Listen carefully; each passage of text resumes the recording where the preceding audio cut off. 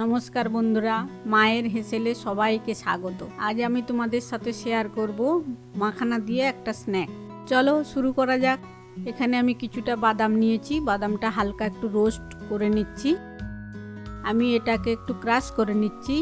তোমরা মিক্সিতেও করতে পারো, কিন্তু একদম যেন না গুঁড়ো হয়ে যায় সেটা তোমরা খেয়াল রাখবে। এখানে আমি 50 গ্রাম মতো মাখানা নিয়েছি। মাখানাগুলোও হালকাভাবে একটু রোস্ট করে নেব। এরপর 20 গ্রাম তিল নিয়েছি, এটাও হালকাভাবে রোস্ট করে নেব। তবে খেয়াল রাখতে হবে যেন এটা বেশি লাল না হয়ে যায়। এখানে আমি 100 গ্রাম মতো আখের গুড় নিয়েছি, এটাকে আমি খুব ভালো করে জাল দিয়ে নেব। তবে গুড়টা তোমরা তোমাদের পছন্দ মতো নিও, কেউ বেশি মিষ্টি খেলে সে একটু বেশি নেবে, কেউ কম খেলে সে কম নেবে। এবার দিয়ে দেব হাফ টিস্পুন আদার গুঁড়ো আর ক্রাশ করে রাখা হাফ টিস্পুন গোলমরিচ।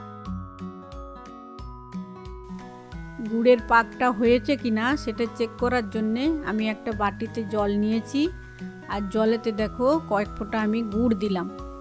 গুড় দিয়ে এবার এটা একটু ঠান্ডা হওয়ার পর আমি এটা হাত দিয়ে দেখো আমি চেক করে দেখব এটা শক্ত না নরম।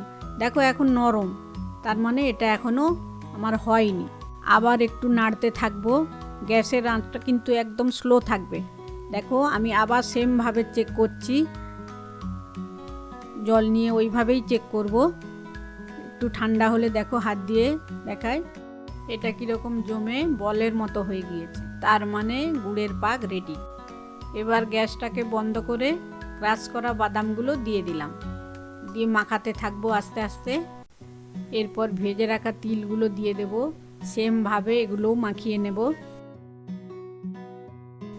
এরপর দিয়ে দিচ্ছি মাখানাগুলোও সেমভাবেই মাখাবো, কিন্তু এটা খুব তাড়াতাড়ি করতে হবে, কারণ গুড় যদি ঠান্ডা হয়ে যায় তাহলে আর মাখানো যাবে না। মাখানা একদম রেডি। আমি একটা প্লেটের মধ্যে সব মাখানাগুলো ঢেলে নেব। দিয়ে দেখো গরম অবস্থাতেই এগুলো আলাদা করে একটা করে ছাড়িয়ে নেব, নাহলে জমে যাবে সঙ্গে সঙ্গে।